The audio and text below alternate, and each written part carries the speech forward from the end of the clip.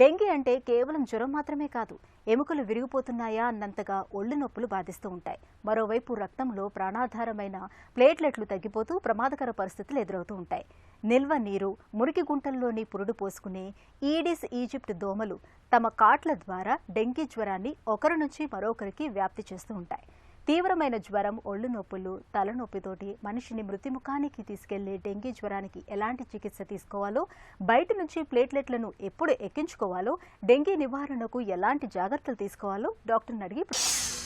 Dengue జ్వరాన్ని ఎలా అనుమానించాలి? Dengue ఫీవర్ని break bone fever అని కూడా అంటాం. ఎందుకంటే ఈ డెంగ్యూ ఫీవర్ వచ్చినప్పుడు సివియర్గా జాయింట్ పెయిన్స్ ఉంటాయి. సో దానివల్ల డెంగ్యూ ఫీవర్ని బ్రేక్ బోన్ ఫీవర్ అని కూడా అంటాం. డెంగ్యూ ఫీవర్లో జనరల్గా ఫీవర్ స్టార్ట్ అయినప్పుడు సివియర్గా హై గ్రేడ్ టెంపరేచర్స్ ఉండటం, జనరల్గా 102, 103 కంటే ఎక్కువగా టెంపరేచర్ ఉండటం, సివియర్గా హెడేక్ అది ఉండటం, నెక్స్ట్ కళ్ళ చుట్టూతా కూడా బాగా పెయిన్స్ అవి రావటం, దీంతో పాటుగా బాగా పొట్టలో వికారం, తిప్పేయటం, వామిటింగ్స్ అవ్వటం, ఇలాంటి ప్రెజెంటేషన్స్ అన్నీ ఉన్నప్పుడు డెంగ్యూ అని అనుమానించాలి. డెంగీ జ్వరం ప్రాణాంతకమా? ఈ సివియర్గా డెంగ్యూ ఎవరికి రావచ్చు అంటే జనరల్గా పిల్లల్లో రావచ్చు. వీళ్ళలో కాకుండా ఇంతకుముందు డెంగ్యూ ఫీవర్ వచ్చి తగ్గిన వాళ్ళలో కూడా సివియర్గా ప్రెజెంట్ అవ్వచ్చు. ఎందుకంటే ఇంతకుముందు డెంగ్యూ ఫీవర్ వచ్చి తగ్గిన వాళ్ళలో యాంటీబాడీస్ ఉంటాయి. సో వాళ్ళకి ఇంకొక strain of virus dengue infect అయిన వెంటనే సివియర్గా యాంటీబాడీ రెస్పాన్స్ ఉంటుంది. దానివల్ల సైటోకైన్ స్టార్మ్ లాగా ప్రెజెంట్ అయ్యి వీళ్ళల్లో సివియర్గా ఉండొచ్చు డెంగ్యూ. అలాగే డెంగ్యూలో 4 టైప్స్ ఆఫ్ స్ట్రెయిన్స్ ఉంటాయి. DNV, type 1, type 2, type 3 and type 4 అని. ఈ టైప్ 2 స్ట్రెయిన్ కూడా చాలా సివియర్గా ఎఫెక్ట్ అవుతుంది. ఈ టైప్ 2 స్ట్రెయిన్తో ఇన్ఫెక్ట్ అయిన వాళ్ళలో కూడా డెంగ్యూ ఫీవర్ సివియర్గా ప్రెజెంట్ అవ్వచ్చు. డెంగీలో డిహెచ్ఎఫ్ అంటే ఏంటి? డెంగ్యూ హెమరేజిక్ ఫీవర్ అంటే డిహెచ్ఎఫ్ అంటే ఏంటంటే వీళ్ళలో బాగా ఫీవర్ ఉండటం, దాంతో పాటుగా హెమరేజిక్ మేనిఫెస్టేషన్స్ అంటే ఏంటంటే ముక్కులోంచి బ్లీడ్ అవ్వటము, చిగుళ్ళలోంచి బ్లీడ్ అవటం, స్కిన్ మీద అంతా పెటీకే అంటాం, చిన్నగా ఎర్ర మచ్చల్లాగా రావటం. ఇవి కాకుండా సివియర్గా కడుపులో నొప్పి అది రావటం, బాగా కంటిన్యూస్గా వామిటింగ్స్ అయిపోవడం అండ్ బాగా హెడేక్ ఉండటం. సో ఇలాంటి మేనిఫెస్టేషన్స్ అన్నీ ఉన్న వాళ్ళని డెంగ్యూ హెమరేజిక్ ఫీవర్ అంటాం.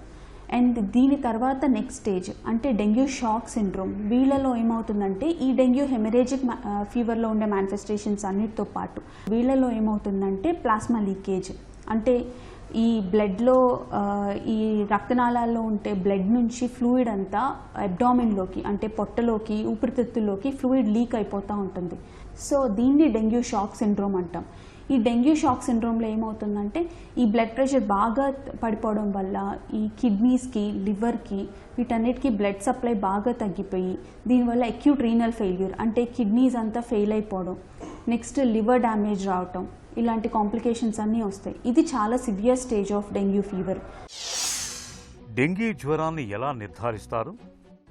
డెంగ్యూ ఫీవర్ డయాగ్నోసిస్ చేయడానికి రకరకాల టెస్ట్లు ఉన్నాయి. అందులో ప్రైమరీగా ర్యాపిడ్ టెస్ట్లు. ఇవేంటంటే స్ట్రిప్ టెస్ట్ మెథడ్తో టెస్ట్ చేస్తాం. వీటిల్లో ఇమీడియట్గా 5 to 10 minutesలో మనకు రిజల్ట్ వచ్చేస్తుంది. దాంట్లో మెయిన్గా NS1 యాంటీజెన్ అనేది ఒక డిటెక్ట్ చేస్తారు. IgM, IgG యాంటీబాడీస్ కూడా డిటెక్ట్ చేస్తారు ఈ ర్యాపిడ్ టెస్ట్లో. అంటే దానిలో NS1 ఉంది అనేది కనుక వస్తే దాన్ని డెంగ్యూ ఫీవర్ కింద మనం తీసుకోవచ్చు. మళ్ళీ ఎలిసాకి వెళ్ళాల్సిన అవసరం లేదు. డెంగీ వస్తే వెంటనే ప్లేట్లెట్లు ఎక్కించాలా? డెంగ్యూ ఫీవర్లో ప్లేట్లెట్స్ కంటే కూడా బ్లడ్ ప్రెషర్ మెయింటైన్ చేయడం అనేది బాగా ఇంపార్టెంట్. ప్లేట్లెట్స్ జనరల్గా 20,000 కంటే తక్కువ ఉంటే తప్పితే ప్లేట్లెట్స్ ఎక్కించాల్సిన అవసరం లేదు. అలానే ఈ మెయిన్గా మనం డెంగ్యూ షాక్లోకి వెళ్లకుండా చూసుకోవడం పేషెంట్ని. అంటే ఏంటంటే బ్లడ్ ప్రెషర్ పడిపోతుంటే కనుక ఫ్లూయిడ్స్ అవి ఇవ్వటం, ఇది బాగా ఇంపార్టెంట్ ప్లేట్లెట్స్ కంటే. జనరల్గా డెంగ్యూ ఫీవర్లో ప్రాణాంతకం అవ్వటం, డెంగ్యూ ఫీవర్లో డెత్స్ అవ్వటం, ఇవన్నీ కూడా ఎక్కువగా బీపీ పడిపోవడం వల్లే డెత్స్ అవుతాయి. ప్లేట్లెట్స్ పడిపోయి బ్లీడింగ్ అయ్యి డెత్ అవ్వడం అనేది చాలా రేర్. డెంగీ జ్వరానికి పెయిన్ కిల్లర్లు, స్టెరాయిడ్లు వాడొచ్చా? డెంగ్యూ ఫీవర్లో పెయిన్ కిల్లర్స్, స్టెరాయిడ్స్ అనేవి అబ్సల్యూట్లీ కాంట్రాఇండికేటెడ్. అండ్ ఈ స్టెరాయిడ్స్, ఈ పెయిన్ కిల్లర్స్ మాత్రం అస్సలు డెంగ్యూ ఫీవర్లో యూజ్ చేయకూడదు. డెంగీ జ్వరానికి యాంటీబయాటిక్స్, యాంటీవైరల్ మందులు పనిచేస్తాయా? డెంగ్యూ ఫీవర్లో మెయిన్గా అన్నిటికంటే ఇంపార్టెంట్ ఫ్లూయిడ్ కరెక్ట్గా ఇవ్వటం, అలాగే బ్లడ్ ప్రెషర్ కరెక్ట్గా మెయింటైన్ చేయడం. ఈ యాంటీబయాటిక్స్ కానీ యాంటీవైరల్స్కి కానీ ఎలాంటి రోల్ లేదు డెంగ్యూ ఫీవర్లో. జ్వరం తగ్గగానే డెంగీ తగ్గినట్టేనా? డెంగ్యూ ఫీవర్ వచ్చి తగ్గిన తర్వాత మైనర్ సైడ్ ఎఫెక్ట్స్ అంటే కొంతమందికి సివియర్గా జాయింట్ పెయిన్స్, మజిల్ పెయిన్స్ అలాంటివి కొంతమందికి 2 to 3 months వరకు ఉండొచ్చు.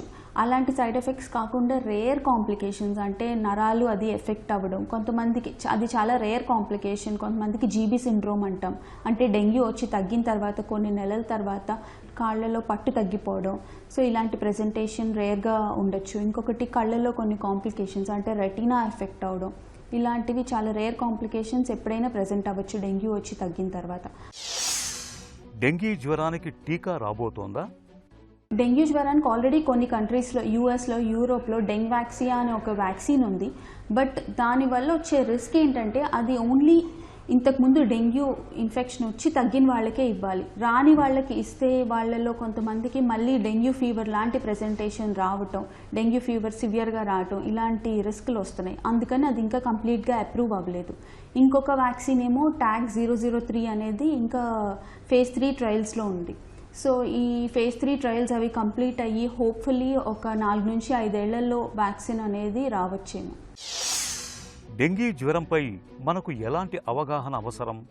పిల్లల్లో కూడా డెంగ్యూ ఫీవర్ చాలా సివియర్గా ఉంటుంది. సో వాళ్ళకి రాకుండానే చాలా ముందే ప్రికాషన్స్ అవి తీసుకోవాల్సి వస్తుంది. వాళ్ళని ఎక్కువగా ఈవినింగ్స్ 6 తర్వాత బయటికి పంపించకపోవడమే బెటర్. నెక్స్ట్ ఈ డెంగ్యూ సీజన్ వరకు నెక్స్ట్ బయటికి పంపించిన ఇంట్లో అయినా కూడా ఫుల్ లెంత్ క్లోత్స్ అవి చేతులు కాళ్ళు అంతా కవర్ అయ్యేటట్టు వేయటం.